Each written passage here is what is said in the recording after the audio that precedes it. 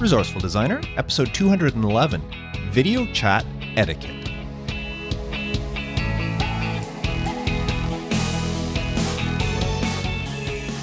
Welcome to the Resourceful Designer podcast, offering solutions to streamline your graphic and web design business so you can get back to designing. And now, your host. X-Men are his favorite comic book, but least favorite of the Marvel movies, Mark Decote. Welcome to the show. Thank you so much for tuning in. In today's episode, I'm going to share some advice on getting the most out of video chatting with your clients and colleagues. And I'm going to share a tip that may help you from going stir-crazy during these strange times. Now, what have I been up to?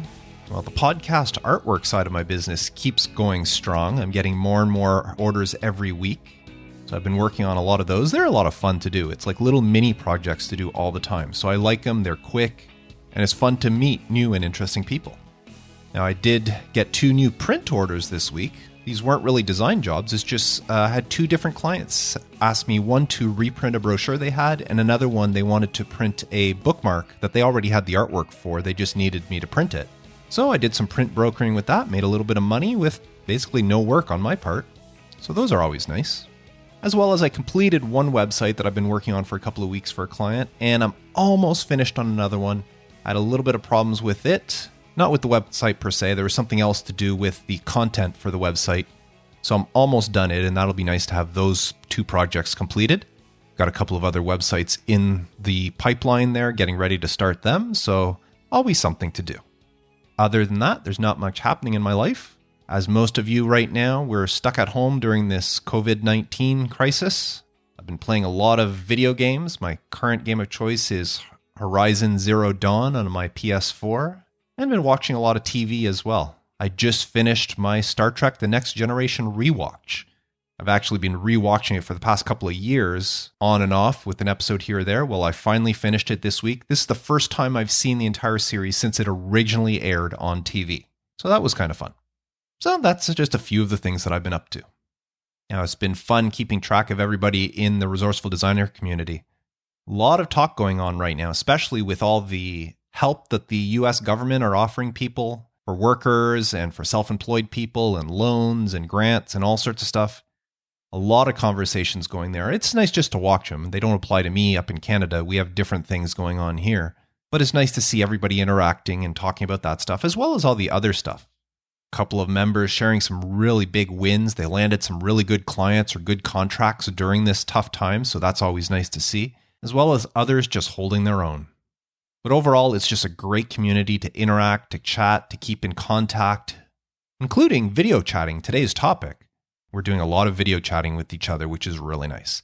Now, if you are looking for a great community of like-minded designers, people to keep you accountable, people to help mentor you, people to guide you through these tough times, and just generally running a graphic design business, then the Resourceful Designer community is for you. Please visit resourcefuldesigner.com/community to sign up. And now, this week's tip of the week. And some of you may say, well, Mark, you're really phoning it in with this one here because this tip of the week should be pretty obvious to most of you. But right now, during this COVID-19 or coronavirus crisis, most of the world has been asked to stay home, to self-isolate, to almost quarantine, in some cases, definitely quarantine. And that could be really stressful and tough on some people. So my tip is get outside. Even if you've got nowhere to go, just poke your head outside. Get out, stand on your front porch or your back deck or in your driveway. If you live in an apartment, open up your window and stick your head out. Even that would be good enough. A lot of apartments have rooftop access or terraces or stuff that you can go to. That would be a perfect place to go up and just spend a little bit of time. And if you don't have that, go outside, even if it's just out on the sidewalk. Now, I do understand that there are some places in the world where you're not even allowed to do that. You can't go outside. But if you can, even if it's just standing outside your building just to get some fresh air. And I know some people, depending if you live in a condo or a big apartment building, you may not want to go out or you're afraid to get in the elevator in case somebody else gets in the elevator with you and you're too close to them. Well, there's always stairs. It's a perfect time to get some exercise. Take the stairs up and down. Just be sure if you do touch the handrail that you make sure you wash or sanitize your hands afterwards, because who knows who went up or down those stairs before you. But just spend a little bit of time outside will really help to alleviate that stress, the anxiety, the whole feeling of being cooped up, even if it's for a few minutes. Before recording this podcast, I went and walked around the house with my dog. I went, walked to the end of the driveway, came back, did 2 laps around the house, just casual walking. My dog has a back problem, so we can't go on big walks with her, and I can't make her run too much. But it's nice to just walk around the house, look at the trees, look at the birds flying by, even if it's just for a few minutes before coming back in. It's enough to rejuvenate you, to make you feel fresh. You take a breath of that fresh air outside, and sometimes that's all you need to keep going for the rest of the day. So that's this week's tip of the week. If you're feeling cooped up, going stir crazy, step outside, even for just a couple of minutes. And now, video chat etiquette. The nature of my own design business gives me the opportunity to work with clients around the world, especially since I started podcast branding. I've gotten people all over the globe contacting me for podcast artwork. And as such, I've been conducting video chats with clients for a very long time. So to me, I take the practice of video chatting for granted. It's just something I do. It's a simple part of doing my business. But right now, as I'm recording this, the world is holed up at home as we're trying to flatten the curve that is this coronavirus pandemic that's sweeping the globe. And that means that many people, and perhaps yourself included, are only just now discovering the intricacies of video chatting. And that's why I want to share my experiences with you to help make this new practice easier for you and allow you to present yourself in the most professional manner you can. Now, I'm breaking this episode into 6 areas. So I'm going to talk about scheduling your calls with your clients, the equipment you need. I'm going to discuss your environment that you're recording in, the actual recording setup, how to prepare yourself for the recording, and what to do while you're actually on the call. So let's get started. Scheduling your call.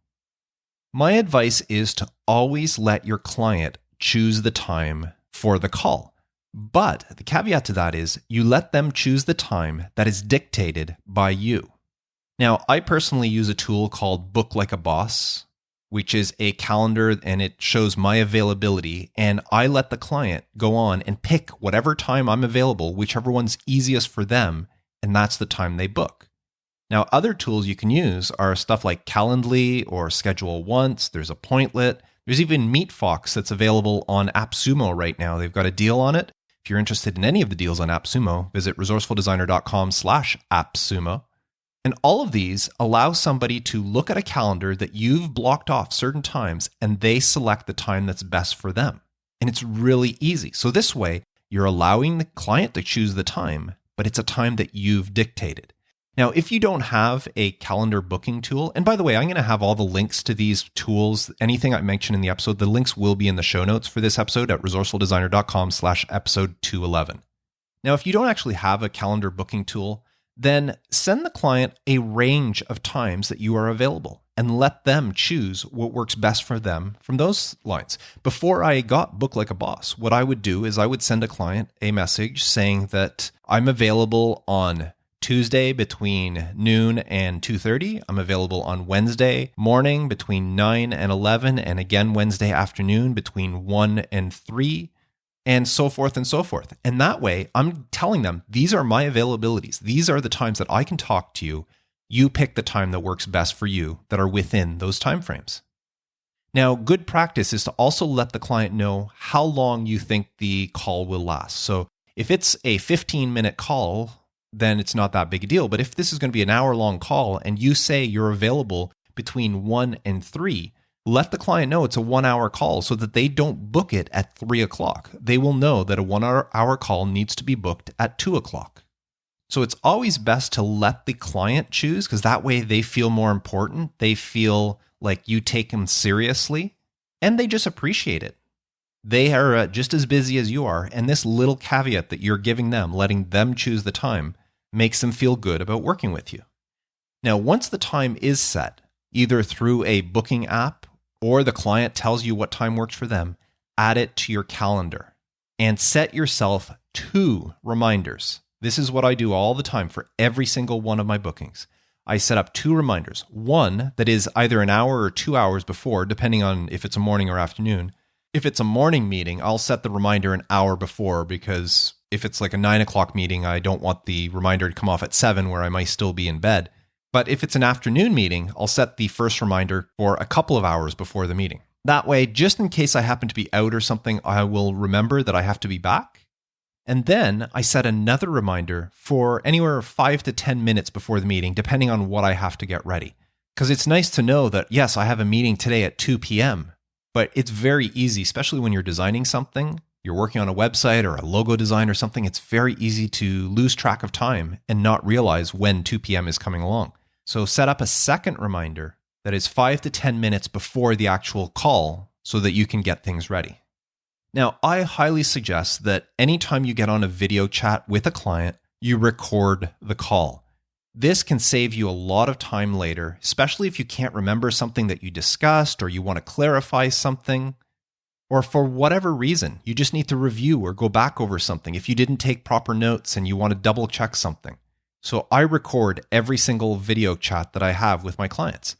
Now, there are various things you can use to record your call. Zoom has it built in. FaceTime, you can do it built in. If you're using Skype, there is Ecamm Call Recorder that'll allow you to record a Skype call. And what's great is if you do have to go back and re-listen, which many times I've had to go back and re-listen to a video call because I wanted to catch some point, or if there's something I can't remember, did the client say yes or no to that? I'll go back and watch the video. I use a tool called VLC. You may be familiar with it. It's a very popular cross-platform video tool. And VLC, when you're rewatching the video on it, allows you to increase the playback speed. So if you're looking for one particular thing, like the client said something and I want to double check exactly what they said, I will often speed it up to 1.5 to 2 times the speed. Yes, the people kind of sound like chipmunks as they're talking, but you can still listen and find the spot you're looking for and then slow it down and listen to just that one section. So that's a little tip for you if you are recording and you need to look back. Use VLC to speed up the recording or the playback. Now, just a note here, if you do plan on recording the calls, which I do suggest you always record them, be sure to let the person on the other end, the person you're going to be chatting with, know in advance that you will be recording the call. In most places, it is illegal to record someone without their knowledge or their consent. So I make sure in every email I send, I make sure it's on my booking page and everywhere that all these video chats will be recorded for me to refer back to should I need to in the future. Now, you may be thinking, ooh, I don't know if people will like that. I can tell you, in the years that I've been doing video chats, I've recorded every single call, and I've never had a client refuse or have any pushback to me recording their chat. So I wouldn't worry about it. Most people don't mind, and a lot of them will just chalk it up to part of doing business. So now I want to talk about the actual equipment that you need to do a proper video chat. Of course, you can't have a video chat without a video camera. Now, most computers these days come with a built-in camera, and the camera is fine, but there are some better cameras available out there. And you don't have to spend hundreds and hundreds of dollars. I personally use a Logitech C920 webcam for my setup, which, if I remember correctly, I bought on Amazon for something like $70 or $80 during a sale. And it does a great job. As I said, the built-in camera is fine in a pinch, but if you're going to be doing video calls on a regular basis, I do suggest you get a better camera. And the same goes for the microphone. The built-in microphone to your computer or your laptop is acceptable, but really should be your last choice. The problem is most microphones, the farther away they are from your mouth, the worse they sound, and the more background noise they pick up. So it's ideal to use a microphone that is closer to your mouth whenever you're talking to people. And that's why stuff like headphones with a built-in mic, like the Apple earbuds or even the AirPods, they work fine. I've used my AirPods and my earbuds many times for video chats. Or in my case, I have my podcast mic that I set up. It's a USB mic, or actually mine's an XLR, but you can use a USB mic and that sort of thing. Even a lapel mic would work better than using the built-in microphone from your computer. It just makes you sound better and make sure that they understand you really well. Now, the same applies if you're using your phone or your tablet to do your video chats. The same rules apply. Yes, you can use the microphone from your phone or your tablet, but it's much better if you do use earbuds that have a built-in microphone or something that you could hook up that's closer to your mouth. Now, more equipment that you may need is if you do use your phone or a tablet, maybe a stand of some sort, you do not want to be holding your phone or your tablet whenever you're doing a video chat. If it's moving around, it gets really distracting and it could really ruin a good conversation if the person is not paying attention to what you're saying because the video is moving around too much. So a nice stand always works. If not, you can make sure you prop up your tablet or your phone somewhere where it will remain steady.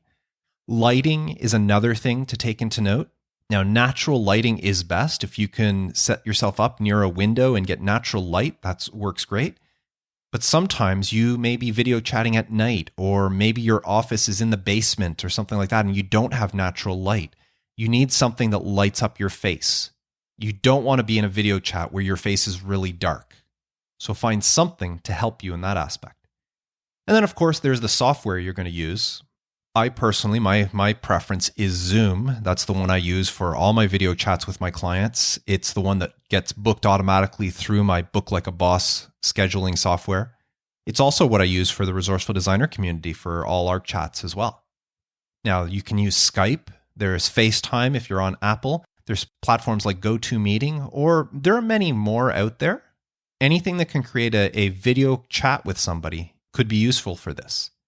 Now, I'll give you a little tip. If you do use the camera, Logitech camera like I do, there is camera software called Logitech Camera Settings is the software I use that allows you to zoom in and zoom out with your camera or pan a little bit left or right, move stuff around.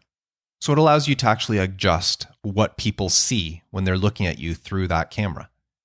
Now, just one more thing I want to talk about. This isn't really video chatting, but if you want to communicate over video through email, there are two platforms I recommend. One of them is called Loom, and the other one is Bonjoro. And again, links for these will be in the show notes for this episode.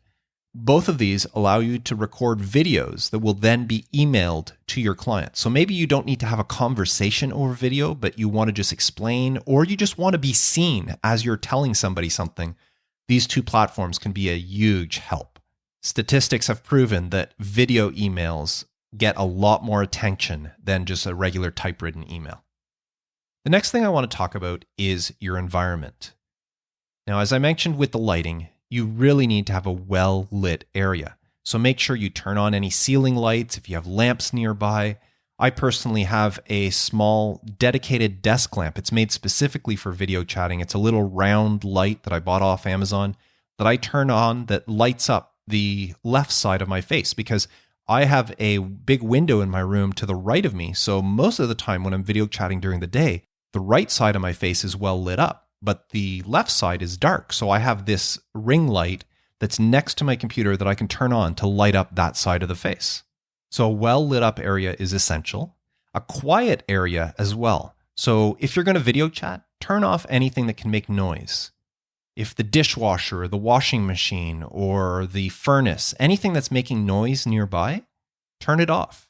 If your window is open and there's people working, somebody mowing the lawn, close the window. You want the area to be as quiet as possible. That way they understand every word you say and you're not competing with background noise.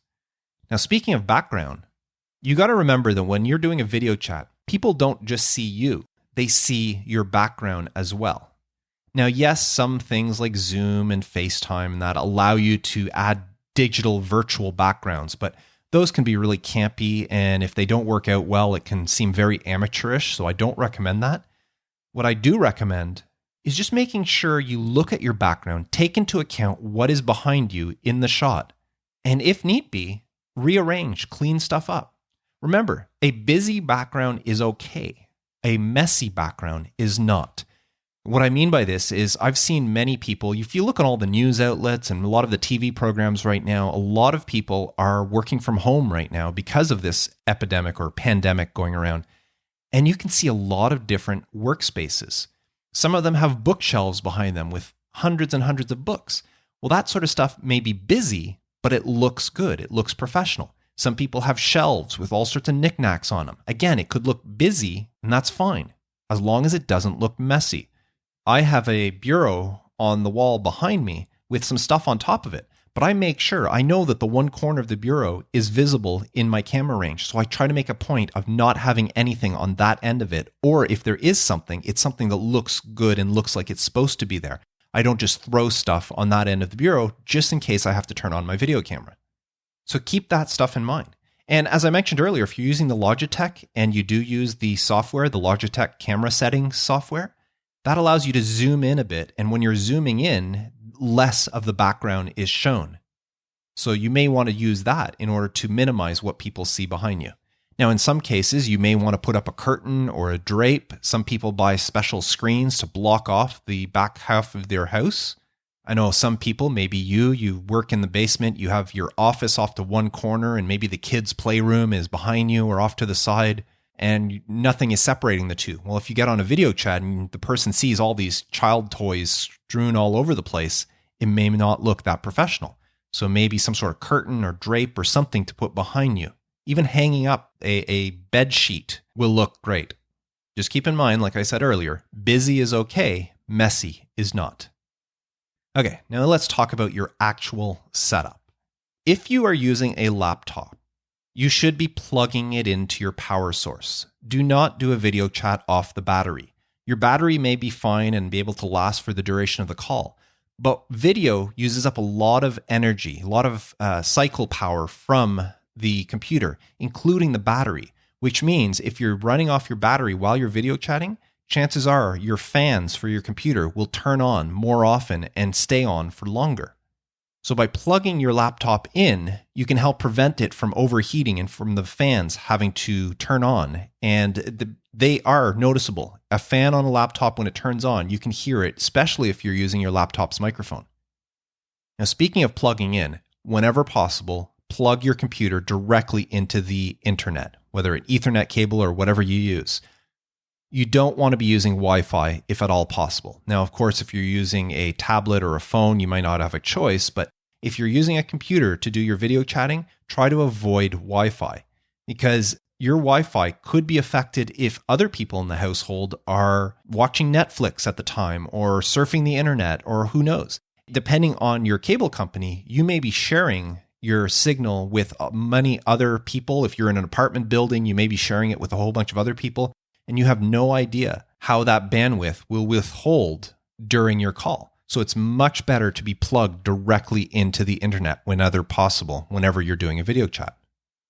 Now, the other thing to make sure is before you do anything, quit any unnecessary programs that are running on your computer, especially those that connect to the internet.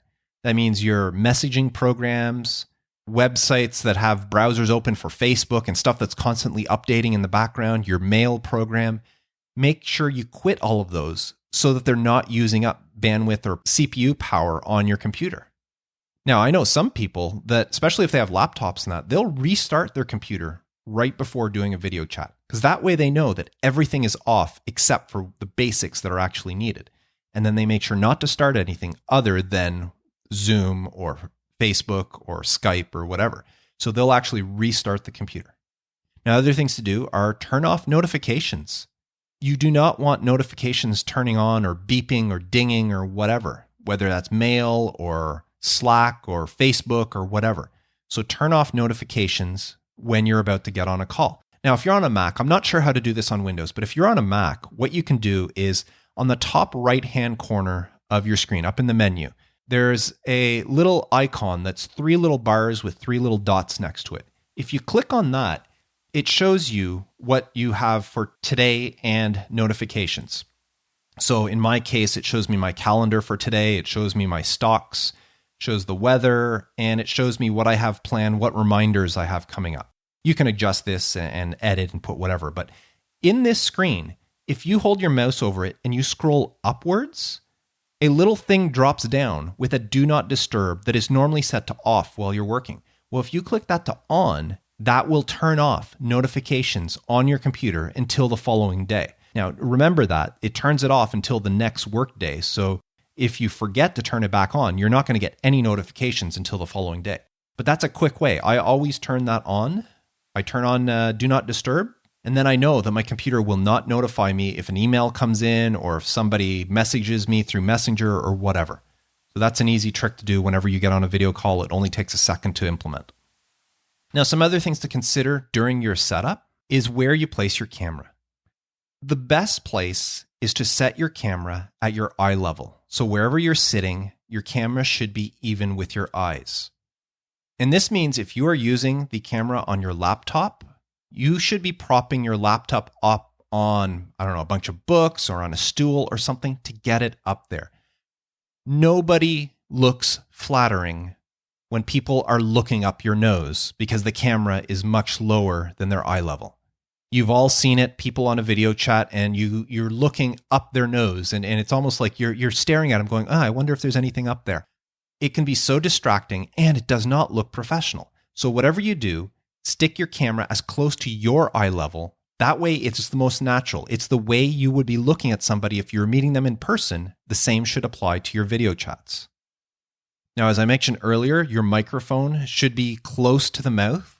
The closer it is to your mouth, the better. That way it doesn't pick up as much background noise and your voice will be crystal clear. Now, I did mention lighting a couple of times, but I want to share a little trick with you here. When you are setting up your computer, open something that creates a white background. So in my case, maybe it's Text Edit or some other program that creates a white window, and make that window as big as your computer monitor. Then turn up the brightness on your computer. That will actually create a white light coming from your computer that will help light up your face. So that's a neat trick. And you might think it doesn't do much, but it really makes a big difference when it comes to video chatting. That white screen on your computer, whether it's a laptop or your desktop monitor, that white screen will lighten up your face for the video chat. Now, if you are chatting with your phone or your tablet, set it to horizontal or landscape, whatever you want to call it. Portrait mode is fine for doing fun stuff on Facebook and Instagram stories, but most video chatting takes place on a computer, a desktop, or a laptop, where landscape is the more preferable and the more professional looking option. So if you're going to use your phone or your tablet, make sure you turn it horizontally so that your video is in landscape mode. And finally, as far as your setup goes, if you plan on sharing your screen, and sometimes during video chat, one of the great things about video chatting is you can share your screen. If you're talking to a client and they want to know something about their website, you just log in, you share your screen with them and say, here, this is how you do it. And you can show them and they can watch as you walk them through it. But if you're going to share your screen, make sure you clean up your computer's desktop. Close any unnecessary windows, because when you first go to share it, you can choose a window, but sometimes by accident, you may say, share my entire desktop, and they will see everything. And I know in my case, I have an extremely messy desktop, and I don't want to show this and show how unprofessional it's looking. So clean up your desktop. If you have a software, I have ScreenFlow that I use for recording my videos when I have to, not recording my video chats, but I record videos using ScreenFlow when I have to do tutorials on how to use a website. I will record those videos. I've talked about that before in the podcast. But ScreenFlow has a really neat option. There's an icon in the top menu of my Mac, and I can go in there and choose the option, hide desktop icons. And when I do that, all the icons from my desktop disappear, and I'm left with a blank desktop. So I always turn that on. If I'm going to share my screen, I always turn that on. And that way, if I accidentally share my whole desktop instead of just a window, they don't see the mess that I normally have. So that covers this setup. Now let's talk about you. Just because you're video chatting doesn't mean you shouldn't be professional.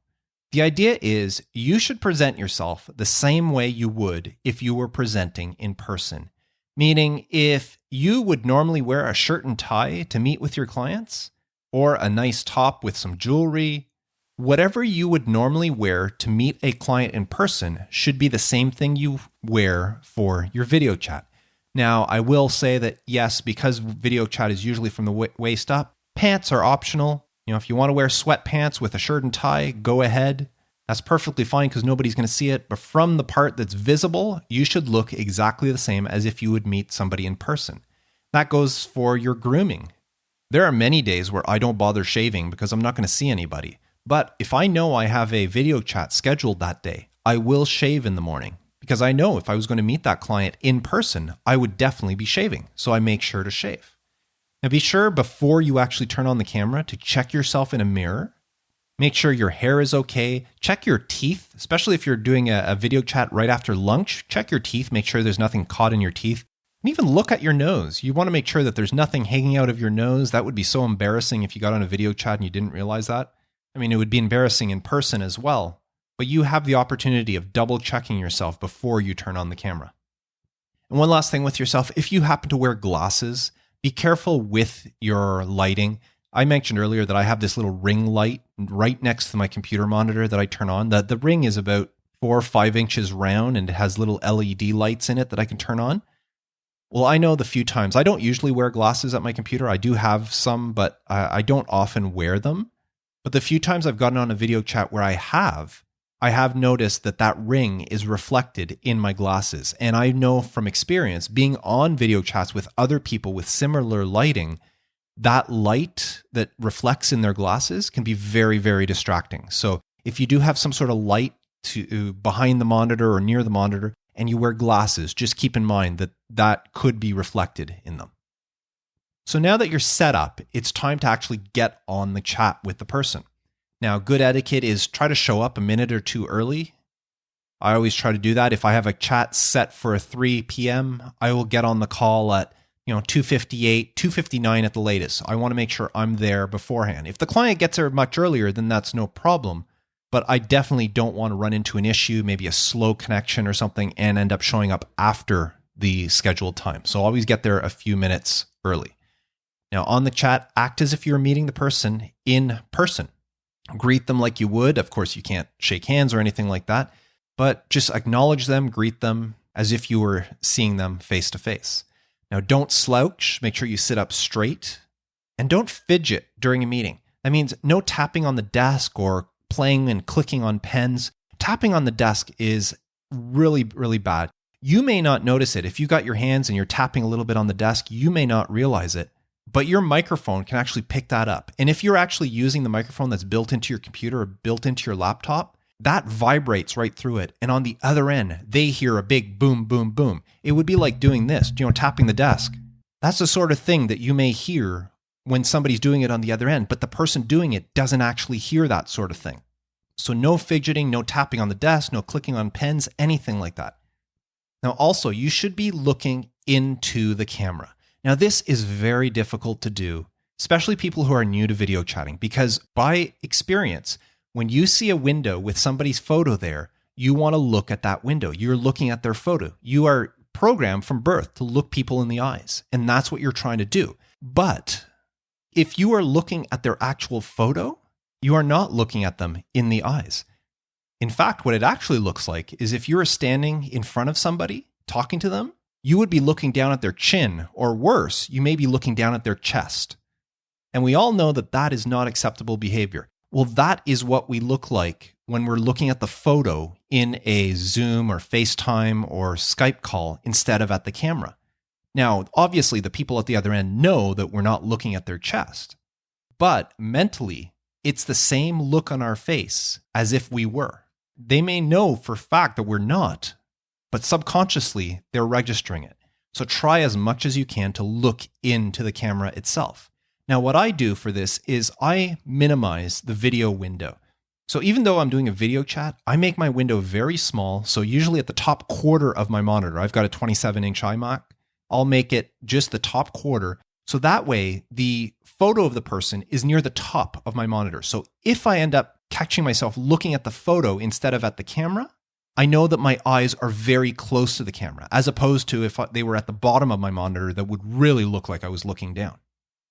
Now, if you're lucky enough to have your camera on a stand, stick your camera right in front of your monitor, right over where the photo would be. So it's blocking the photo. So when you're looking at the person, you're in fact looking at the camera. So that helps out a lot if you need that little trick. If you're using an external camera, try putting it on a stand and sticking it directly in front of your monitor so that when you look at the photo, you're looking the people in the eyes. Now, another thing to do is avoid looking at distractions. If you're standing face to face with somebody and something happens in your peripheral vision and you look over at it, the person that you're talking with has the benefit of also being able to look to see what you are looking at. And they'll see, oh, something just flew by and all that. That's what distracted them. Okay. But when you're on a video chat, the people that you're talking with have no idea what you're looking at. It looks like you're being distracted. So if you see something out your window, or if your cat or dog does something, try to avoid looking at them, because what it does is it makes the people you're talking to think that you're not interested. You're more interested in whatever's happening off camera than listening to them. Now, make sure you acknowledge the people. So as they're talking, again, looking at the camera, you should be nodding, not agreeing, but just acknowledging what they're saying. Let them know that you are paying attention. And whatever platform you're using, learn where the mute button is. This is actually one of the benefits of video chatting over live meetings. If you're going to cough or you're going to sneeze or anything like that, you have the option to mute yourself so the other person doesn't hear it. So make sure you familiarize yourself with where the mute button is, so that if need be, if you're going to sneeze or cough or whatever, dog starts barking, or if your child is nearby, they start acting up, you can mute yourself and wait for the situation to change, or deal with the situation if need be. And then once the call is getting ready to end, make sure you ask the person at the other end if they have anything else to discuss before ending the call. Don't just presume that, okay, you're done, let's end the call. Make sure that they are done talking. You wouldn't just get up and walk away without making sure there was nothing else to discuss in a live meeting. Do the same for a video meeting. Now, a good practice is once you hang up the call, follow up. Send that person an email thanking them for the chance to talk. And possibly, depending on what sort of meeting it was, you may want to include a brief outline of what you talked about. So say something like, it was great chatting with you today. Here are the things we discussed. I will look forward to working on this project. I'm going to get started on blah, blah, blah, and whatever else you want to say. But follow up with them. And of course, as I said, save the recordings. If you are recording the call, I have client folders for all my various clients, and in them, I will put the recording into my client file for future referrals. And as I said, that could be clarification, making sure they said one thing and not the other. Instead of having to contact them again and saying, oh, I forgot what you said, you can just look back at the video. Or in worst case scenarios, these videos can be used as proof in case there's some sort of dispute. The client says, I never told you to do that, and yet you have them on video telling you to do that, then you have the upper hand. So those are the different things I wanted to talk about video chatting. In the next little while, as the world tries to get through this pandemic and get back to normal, video chatting will be the norm for both our and most industries right now. And who knows? Once people do get back to normal life and things are no longer in panic mode, video chatting may become a regular routine for you. And if you follow these suggestions, your clients will appreciate you more as they come to know you as not just a professional designer, but as a business person able to conduct themselves in a professional manner. So good luck with your business and good luck with your video calls. Now, I would love to know how you are using video calls with your business. Leave me a note by visiting resourcefuldesigner.com/episode 211 and let me know. So I want to thank you so much for listening. Before I go, I remind you once again that the Resourceful Designer community is there for you if you're looking for a great group of designers, a small, tight-knit group that can help you get through these tough times and just be advisors and help you no matter what stage your design business is at. It's well worth it. And to learn more, visit resourcefuldesigner.com/community. And don't forget my tip of the week, which was simply get outside. Don't go stir crazy, being stuck indoors for day after day, week after week during these tough times. Even if it's just for a few minutes, stick your head outside, breathe some fresh air, go for a small walk around your house or even just up and down the street in front of your apartment. Just get out. Enjoy a bit of the outdoors before you get back to work. You'll be amazed at how much it refreshes you. So that's what I wanted to talk about today. I want to thank you once again for tuning in. I do appreciate you listening, whether this is your first time or you're a long-time listener. And let me ask you a favor. If you do enjoy the podcast, please share it with fellow designers. Right now, more and more designers are working from home, and they can really use the advice that I share on this podcast. So thank you very much. I am Mark Decote, wishing you all the best with your graphic design business, especially during these tough times. And regardless if you're super busy right now or if things are really slow, I just want to remind you that no matter what situation you're in, stay creative.